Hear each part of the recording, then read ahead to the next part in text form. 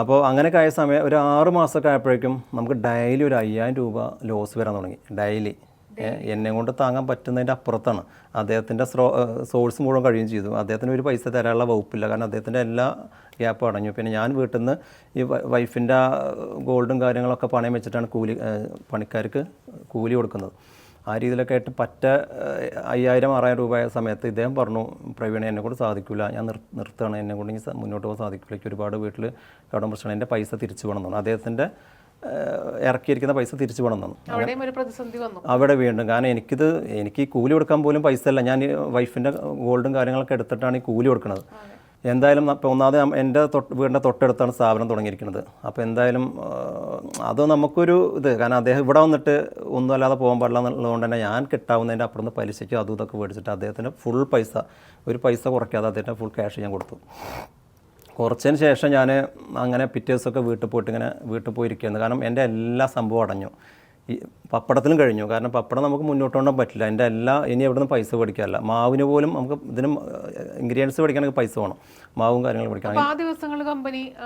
Company ഉണ്ടായിരുന്നു, company അങ്ങനെ ഉണ്ടാവും. കാരണം കമ്പനി ഉണ്ടാവും. അപ്പോൾ ഞാൻ പ്രതിസന്ധി എനിക്ക് മാത്രമല്ല, ഞാൻ പറഞ്ഞില്ലേ, ഞാൻ എൻ്റെ കാര്യങ്ങൾ എൻ്റെ വീട്ടിലേ പറയാറില്ല, പിന്നെ കമ്പനിയിൽ പറയില്ലെന്ന് ഉറപ്പല്ലേ. അവിടെയൊക്കെ നമ്മൾ ഹാപ്പിയാണ്. പക്ഷെ നമ്മൾ ഉള്ളത്തെ കാര്യങ്ങൾ നമുക്കറിയാലോ, അത് എങ്ങടെ പോകുന്നത് നമുക്കറിയാം. അപ്പോൾ നമുക്ക് എന്തായാലും ഇത് മുന്നോട്ട് പോകില്ല എന്ന് ഉറപ്പായി. കാരണം അവസാനത്തെ ഒരു വഴിയാണ്. ഇത് അടഞ്ഞു കഴിഞ്ഞാൽ വേറൊരു വകുപ്പ് നോക്കാനുള്ള സംഭവം എന്തായാലും എൻ്റെ കയ്യിലില്ല. അതിൽ ഞാൻ പിറ്റേ ദിവസം ഇങ്ങനെ വീട്ടിൽ പോയപ്പോൾ അന്ന് ഫാമിലിയൊന്നും ഉണ്ടായിരുന്നില്ല വീട്ടിൽ. വൈഫും എൻ്റെ വീട്ടിലെ അച്ഛനും അമ്മയൊക്കെ പുറത്ത് പോയിരുന്ന സമയമാണ്. അതിൽ ഞാൻ അവിടെ എനിക്ക് ടെൻഷൻ സഹിക്കാനായിട്ട് ഞാൻ എനിക്ക് ഷവറിൻ്റെ വീട്ടിലൊക്കെ 5 മിനിറ്റ് നിന്ന് അപ്പോൾ ജലദോഷം പനി പിടിക്കുന്ന ടൈപ്പാണ് ഞാനൊരു 4-5 മണിക്കൂർ അതിൻ്റെ ചുവട്ടിലൂടെ ഇരുന്നു, ടെൻഷൻ കുറയാൻ വേണ്ടിയിട്ട്. എന്നിട്ട് ഞാൻ അപ്പോൾ ആകെ കണ്ണൊക്കെ ചുവന്ന് ഇതായിട്ട് ഞാൻ പിന്നെ നേരെ അവിടുന്ന് ഒരു പാടുണ്ട് ഞങ്ങൾ തൊട്ടമ്പത് വയൽ, അവിടെ പോയിട്ട് ഇങ്ങനെ ഇരിക്കുകയായിരുന്നു. ആകെ വിഷമിച്ചിട്ട് നമുക്ക് ആരോടും പറഞ്ഞിട്ടില്ല. അമ്മയ്ക്കൊന്നും അറിയില്ല, അമ്മയ്ക്കും വൈഫിനും ആർക്കും അറിയില്ലല്ലോ, നമുക്കത് പറയാനും പറ്റുന്നില്ല. അച്ഛനാണെങ്കിൽ ഇങ്ങനത്തെ കാര്യങ്ങൾ കേൾക്കാനുള്ള ഒരു പ്രാപ്തിയില്ല. എന്തെങ്കിലും കേട്ട് കഴിഞ്ഞാൽ അപ്പോൾ അച്ഛൻ ചിലപ്പോൾ ഉള്ള വീടും കാര്യങ്ങളൊക്കെ വിറ്റിട്ട് ആണ് ഇതാക്കും. കാരണം നമുക്ക് പിന്നെ നമ്മളെ പ്രശ്നത്തേക്കാളും വലിയ പ്രശ്നം അതായിരിക്കും. ഞാൻ അതിനായിരിക്കും പിന്നെ കൂടുതൽ ടെൻഷൻ അടിക്കുക. അപ്പോൾ പറയാൻ പറ്റില്ല, പറഞ്ഞു കഴിഞ്ഞാൽ എന്തായാലും പ്രശ്നമാവും. അങ്ങനെ അവിടെ ഇരിക്കുകയായിരുന്നു, ആകെ ടെൻഷൻ അടിച്ച് കരഞ്ഞിങ്ങനെ ഇരിക്കുകയായിരുന്നു. അതിൽ കുറേ സമയം, 1 മണിക്കൂർ 2 മണിക്കൂർ കഴിഞ്ഞപ്പോൾ ബാക്കിൽ വന്നിട്ട് ഒരാളിങ്ങനെ വിളിക്കുന്നുണ്ട്. അതിൽ തിരിഞ്ഞു നോക്കിയപ്പോൾ അമ്മയാണ്. അതിലാകെ ഞാൻ പെട്ടെന്ന് എനിക്ക് ഒന്നും പറയാൻ പറ്റില്ല. ഞാനൊരു 5 മിനിറ്റ് അമ്മേനെ കെട്ടിപ്പിടിച്ചാൽ കരഞ്ഞു. അതിൽ കരഞ്ഞതിന് ശേഷം എന്നിട്ടാണ് ഞാൻ അമ്മയോട് ചോദിച്ചത്, അമ്മേനോട് ചോദിച്ചത് എന്താണ് എൻ്റെ പ്രശ്നം, എന്താണ് വിഷയം. അമ്മ അത്ഭുതപ്പെട്ടു പോയി. സത്യത്തിൽ ഇത്രത്തോളം ഞാൻ കരയണമെങ്കിൽ ഒരു കാരണം ഉണ്ടാവില്ല, അത് വെറുതെ എന്തായാലും കരയില്ലല്ലോ. എന്താണ് പ്രശ്നം എന്ന് വെച്ചു.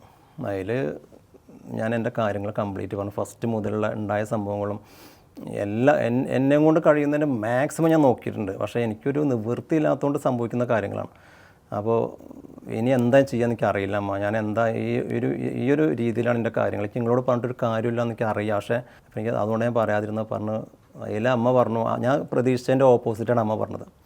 ഞാൻ അമ്മേനോടൊക്കെ പറയുമ്പോൾ അമ്മയും വീണ്ടും എന്നോടൊപ്പം കൂടി കെട്ടിപ്പിടിച്ച് കരയുന്നത് ഞാൻ കരുതിയത്. പക്ഷേ അമ്മ പറഞ്ഞു അതൊന്നും കുഴപ്പമില്ല, നമുക്കിപ്പോൾ ഒരു വീടുണ്ട്, അത്യാവശ്യം അന്ന് സ്ഥലം ഒരു ഏക്കറോളം സ്ഥലമൊക്കെ ഉണ്ട്. അപ്പോൾ ഇത് കംപ്ലീറ്റ് വിറ്റാൽ ചിലപ്പോൾ ഈ പറഞ്ഞ കടത്തിൻ്റെ ഒപ്പം എത്തൂല, പക്ഷേ എന്നാലും നമുക്ക് തൽക്കാലം പിടിച്ച് നിൽക്കാൻ പറ്റും.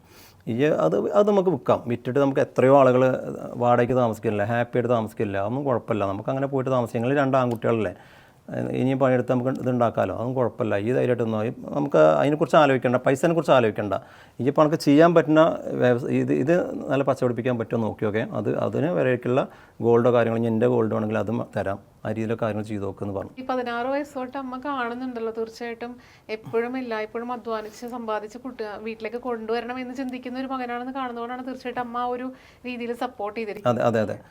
അപ്പോൾ അങ്ങനെ പറഞ്ഞ് അതിൽ എനിക്ക് വലിയ എനർജി ആയത്. കാരണം നമുക്ക് ഞാനാകെ ഭൂമിക്ക് പോയല്ല, ആ രീതിയിൽ നിൽക്കുക, അത്രയും അടിപതറി നിൽക്കുന്ന സമയത്ത് ഈ കിട്ടിയ വാക്കുകൾ വലിയ ഊർജ്ജം. എനിക്ക് ഒന്നും സംഭവിച്ചിട്ടില്ല സത്യത്തിൽ. ചിലപ്പോൾ പറയും അത് സമാധാനിക്കുക, നമുക്കത് കുഴപ്പമില്ല അങ്ങനെ പറയും. പക്ഷെ ഒരു സൊല്യൂഷൻ തരുന്ന ഒരു അമ്മ അല്ലെങ്കിൽ അച്ഛൻ അല്ലെങ്കിൽ നമ്മുടെ ഒരു പാർട്ട്ണർ എന്ന് പറയുന്നത് അത് ഭയങ്കര എനർജിയാണ്, വലിയ എനർജി. കാരണം എൻ്റെ ജീവിതത്തിലെ ലൈഫിലത്തെ ഒരു ട്വിസ്റ്റാണത്, ലൈഫിൻ്റെ ഒരു ട്വിസ്റ്റായിട്ട് മാറിയ. ഒന്നും ചെയ്തിട്ടില്ല, ഒന്നും സംഭവിച്ചില്ല. പക്ഷേ ആ ഒരു വാക്കുകൾ വലിയൊരു കാര്യമായി. ഞാൻ ടച്ചിങ് സ്റ്റോറി എന്ന് പറഞ്ഞത് അതുകൊണ്ടാണ്. ആ ഒരു ഇപ്പോഴും സാറിന് അത് ഓർത്തെടുക്കാൻ പറ്റുന്നത് തീർച്ചയായിട്ടും ആ ഒരു മൊമെന്റ് നമുക്കും അത് മനസ്സിലാക്കാൻ പറ്റും. കാരണം കടക്കാരും കാര്യങ്ങളും ഒക്കെ അവിടെ നിൽക്കുകയാണല്ലോ. അവരൊക്കെ പിറ്റേ ദിവസം മുതൽ ആ പ്രശ്നം ചോദിക്കുന്നത് എനിക്കറിയാം. പക്ഷേ നമ്മളെ മനസ്സിൽ അതൊക്കെ മാറി, അതൊക്കെ എനിക്ക് അതിജീവിക്കാൻ പറ്റുന്നൊരു കോൺഫിഡൻറ്റ് വന്നു. പിറ്റേ ദിവസം മുതൽ ഞാൻ ഒന്നും കൂടെ എനർജറ്റിക്കായിട്ട് നമ്മളെ വ്യവസായത്തേക്ക് ഇറങ്ങി. എന്തുകൊണ്ടോ അറിയില്ല, നമ്മളെ 5000 6000 ലോസ് ഉള്ള സമയത്ത് അത് 4000 ആയി. ഒരു മാസം കഴിയുമ്പോൾ 4000 ആയി, പിന്നെ 3000 ആയി, 2000 ആയി, 1000 ആയി, ടാലിയായി. നമ്മൾ ലാഭവും നഷ്ടമില്ലാത്ത അവസ്ഥയായി. അപ്പോഴേക്കൊക്കെ ഒരു 1-2 കൊല്ലമായിട്ടുണ്ട് കേട്ടോ തുടങ്ങിയിട്ട്. ഭയങ്കരമായിട്ട് ഗ്യാപ്പ് വരണം. അപ്പോഴേക്കൊക്കെ പൈസ കഴിഞ്ഞ് വൈഫിൻ്റെ ഗോൾഡൊക്കെ നമ്മൾ പണയം വെച്ചിരുന്നു ആദ്യം. ആ പണയമൊക്കെ എടുത്തിട്ട് വിൽക്കുമ്പോൾ കുറച്ച് പൈസ അധികം കിട്ടും.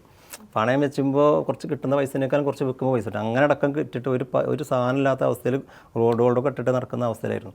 പക്ഷെ അങ്ങനെയായിട്ട് പിന്നെ നമ്മൾ ഒരു 2 വർഷമൊക്കെ ആകുമ്പോൾ ടാലിയായി. പിന്നെ കുറച്ച് 500 രൂപ 1000 രൂപയായിട്ട് ഇങ്ങനെ പ്രോഫിറ്റ് ആയി തുടങ്ങി. അതുവരെ ഇക്കണ്ട പ്രശ്നങ്ങളൊക്കെ ഉണ്ടായിട്ടും ഞാൻ അന്ന് ഒരു ദിവസം പോലും നമ്മൾ ജോലിക്കാരുടെ പൈസ കൊടുക്കാതിരുന്നിട്ടില്ല. അന്ന് എനിക്ക് 5-8 ജോലിക്കാരൊക്കെ ഉണ്ട്. കൃത്യമായിട്ട് കൊടുക്കും. അന്നും ഇന്നും എന്നും നമ്മൾ ജോലിക്കാരുടെ പൈസ നമ്മൾ കൃത്യമായിട്ട് കൊടുക്കുന്നു. അതിൻ്റെ ഒരു പ്രാർത്ഥന ആയിരിക്കാം ചിലപ്പോൾ. അത് ഞാൻ തന്നെ വിശ്വസിക്കുന്നുണ്ട്. കാരണം ജോലിക്കാരുടെയും സപ്പോർട്ട് ഇപ്പോഴും ഉണ്ട്. അന്ന് ജോലി ചെയ്ത ആളുകൾ ഇപ്പോഴും നമ്മൾ കമ്പനിയുടെ കൂടെ ഹാപ്പി ആയിട്ട്. കൂടാതെ ഇത്രയും പ്രതിസന്ധികൾ ഉണ്ടായിട്ടും അവിടെ ഒന്നും പതറാതെ കൂടെ നിന്നിട്ടുള്ള സഹധർമ്മിണിയായാലും തീർച്ചയായിട്ടും അതും ഒരു വലിയ എനർജിയാണല്ലേ. ഇങ്ങനത്തെ ഇത്രയും വലിയ പ്രശ്നങ്ങളൊക്കെ നടക്കുമ്പോൾ ഒന്നും ആരോടും പറയുന്നില്ല, ഷെയർ ചെയ്യുന്നില്ല. അപ്പൊ അവസാനം അമ്മയോട് പറയുന്നു, പൊട്ടിക്കറിയുന്നു. അപ്പോഴായിരിക്കും തീർച്ചയായിട്ടും മാം അറിഞ്ഞിട്ടുണ്ടാവും. അപ്പൊ ഇതൊക്കെ അറിഞ്ഞപ്പോൾ മാമിന് എന്താണ് ശരിക്കും പറഞ്ഞാൽ തോന്നിയത്? ഇവിടെ വെച്ച് അവസാനിക്കുന്നതാണോ അതോ ഇനി മുന്നോട്ട് പോകാൻ പറ്റുന്ന ഒരു തോന്നൽ ആ സമയത്ത് ഉണ്ടായിരുന്നോ? പക്ഷെ ഇത്രത്തോളം ബുദ്ധിമുട്ടുകൾ അവര് താങ്ങി നടക്കുന്നുണ്ട്, ഇത്രയും വിഷമങ്ങൾ ഉള്ളിലുണ്ട് എന്നുള്ളത് അറിഞ്ഞപ്പോൾ ഭയങ്കര സങ്കടം തോന്നി. കാരണം എന്നോട് പോലും ഷെയർ ചെയ്യാൻ അവർക്ക് തോന്നിയില്ലല്ലോ എന്ന് ആലോചിച്ചപ്പോൾ സങ്കടം തോന്നിയിരുന്നു. പിന്നെ നമുക്ക് എന്ത് പ്രതിസന്ധി ഉണ്ടായാലും തരണം ചെയ്യാനുള്ള ഒരു മനസ്സ് അവർക്ക് ഉണ്ട് എന്നുള്ളത് എനിക്കറിയാം. കാരണം പല പല ജോലികൾ ചെയ്യുന്നത് ഞാനും കണ്ടതാണല്ലോ. അപ്പോൾ എന്തും ചെയ്യാനുള്ളൊരു മനസ്സ് മൂപ്പർക്ക് ഉണ്ട്, അധ്വാനിക്കാനുള്ള ഒരു മനസ്സുണ്ട് എന്നുള്ളത് അറിയാം. അപ്പം എങ്ങനെ വേണമെങ്കിലും നമുക്ക് ജീവിക്കാന്നുള്ളൊരു കോൺഫിഡൻസ് ഉണ്ടായിരുന്നു. അപ്പം കുടുംബമായിട്ട് മുന്നോട്ട് പോകുമ്പോൾ തീർച്ചയായിട്ടും ഈ ഒരു സംരംഭത്തിന്റെ കൂടെ എത്തുമ്പോൾ അതൊരു ബുദ്ധിമുട്ടുണ്ടായിട്ടുണ്ടായിരുന്നു. അത് ഫസ്റ്റ് ടൈം കുറച്ച് സ്ട്രഗിൾസ് ഉണ്ടായിരുന്നു. എങ്കിലും അമ്മയും കുട്ടികളൊക്കെ ഭയങ്കര സപ്പോർട്ടാണ്. പിന്നെ ഹസ്ബൻഡ് സപ്പോർട്ടും എല്ലാം കൂടി ആയിട്ട് ഇപ്പോൾ എൻജോയ് ചെയ്തിട്ടാണ് ചെയ്യുന്നത് കാര്യങ്ങളൊക്കെ. ഒരുപാട് ബിസിനസ് ആളുകൾ നമ്മളോട് കഥ പറഞ്ഞിട്ടുണ്ട്. പക്ഷെ ഇത്രയും വെറൈറ്റി ജോബുകളിലൂടെ പോയിട്ടുള്ള ആളുകൾ വളരെ കുറവായിരിക്കും. അപ്പൊ തീർച്ചയായിട്ടും ഒരു ജോബ് ചെയ്യുമ്പോൾ വിജയിക്കാതെ ആകുമ്പോൾ പലരും വിചാരിക്കും ഇതോടുകൂടി തീരും, ഇതോടുകൂടി അവസാനിക്കാന്ന് വിചാരിച്ചിട്ട് പിന്നോട്ട് പോകുന്ന ആൾക്കാരാണ് കൂടുതലുള്ളത്. അപ്പൊ സാറിനെ പോലുള്ള സംബന്ധിച്ചിട്ട് ഓരോന്നിനും വിജയിക്കാതിരിക്കാൻ കാരണമുണ്ട്, ഒന്നിലേക്ക് എത്താനായിരുന്നു. അപ്പോൾ ഈ നമ്മുടെ വീനസ് എന്നൊരു കമ്പനിയിലേക്ക് വന്നപ്പോൾ എത്രത്തോളം വിജയമാണ് സാർ ഇതിൽ മുന്നിൽ കണ്ടത്? ഇതിലേക്ക് മാറേണ്ട ഒരു കാര്യം ഞാൻ പറഞ്ഞല്ലോ. കാരണം നമുക്ക് ഈ മലബാർ ഫുഡ്സ് ഇങ്ങനെ വ്യാപകമായിട്ട് എല്ലാ ഡിസ്ട്രിക്റ്റിലേക്കും മാറ്റണമെങ്കിൽ, അതുപോലെ അതർ സ്റ്റേറ്റിലേക്ക് കൊണ്ടുപോകണമെങ്കിലും അതർ കൺട്രിക്ക് കൊണ്ടുപോകണമെങ്കിലൊക്കെ ട്രേഡ് മാർക്ക് എന്നുള്ള പ്രശ്നമുണ്ട്. കാരണം നമുക്ക് പേര് മലബാർ ഒരു കോമൺ നെയിം അല്ലേ. നമുക്ക് ട്രേഡ് മാർക്ക് ഇല്ലാതെ ഒരിക്കലും ഇത് വിപുലമായി കൊണ്ടുപോകാൻ പറ്റില്ല. ഭാവിയിൽ ഭയങ്കര രൂക്ഷമായിട്ടുള്ള പ്രശ്നം വരും എന്ന് എനിക്ക് മനസ്സിലായി. കാരണം ഇപ്പോൾ നിലവിൽ ഞാൻ BNI മെമ്പറാണ്. BNI എന്ന് പറഞ്ഞാൽ ബിസിനസ് നെറ്റ്വർക്ക് ഇൻ്റർനാഷണൽ ബിസിനസ്സായിട്ടൊരു കൂട്ടായ്മയാണ്. അപ്പോൾ അതിൽ ചെന്നപ്പോൾ നമുക്ക് വാല്യൂ ഉള്ള ഒരുപാട് സുഹൃത്തുക്കൾ കിട്ടി. അവരൊക്കെ അത് തരണം ചെയ്ത ആളുകളാണ്. അത് നമുക്ക് വലിയൊരു ഇൻസ്പിറേഷനാണ്. അങ്ങനത്തെ ആളുകൾ ഇപ്പോൾ കൂട്ടുകൂടാനും ഇങ്ങനത്തെ അറിവുകളൊക്കെ മനസ്സിലാക്കാനും പറ്റിയത്. അങ്ങനെ അവർ പറഞ്ഞതിൻ്റെ അടിസ്ഥാനത്തിലാണ് എനിക്ക് ട്രേഡ് മാർക്കിനെ കുറിച്ച് ഞാൻ ചിന്തിച്ചത്. അപ്പോൾ എന്തായാലും മലബാറിന് കിട്ടില്ല. അപ്പോൾ വീനസ് വേറെ എന്തെങ്കിലും ഒരു പേരിലേക്ക് മാറ്റുക എന്നുള്ള നിർബന്ധമായി. അങ്ങനെയാണ് നമ്മൾ വീനസിലേക്ക് എന്ന പേരിലേക്ക് മാറുന്നത്. പക്ഷേ ഈ മലബാർ ഫുഡ്സും പിന്നെ വീനസിലേക്ക് മാറുമ്പോൾ തീർച്ചയായിട്ടും അത് കസ്റ്റമേഴ്സിന് ചിലപ്പോൾ ഒരു കൺഫ്യൂഷൻ ഉണ്ടാവില്ലേ? അതെ അത് നമ്മൾ പരസ്യത്തിലൂടെ അല്ലാത്ത രീതിയിലൊക്കെ മാക്സിമം അവരോട് അറിയിച്ചിട്ടുണ്ട്. നമ്മൾ അറിയിക്കുകയാണ് തീർച്ചയായിട്ടും മലബാർ ഫുഡ്സിന്റെ എല്ലാ പ്രോഡക്ട്സും ഇനി വീനസ് എന്നുള്ള പേരിലേക്ക് നമുക്ക് ലഭിക്കുന്നത് അതേ ക്വാളിറ്റിയിൽ അല്ലെ, അതേ ക്വാളിറ്റിയിലും ആ റീസണബിൾ പ്രൈസിലേക്ക് നമുക്ക് തീർച്ചയായിട്ടും ലഭിക്കും. ഇതിലൂടെ നമുക്കൊന്ന് അറിയിക്കാൻ പറ്റുമല്ലോ. തീർച്ചയായിട്ടും.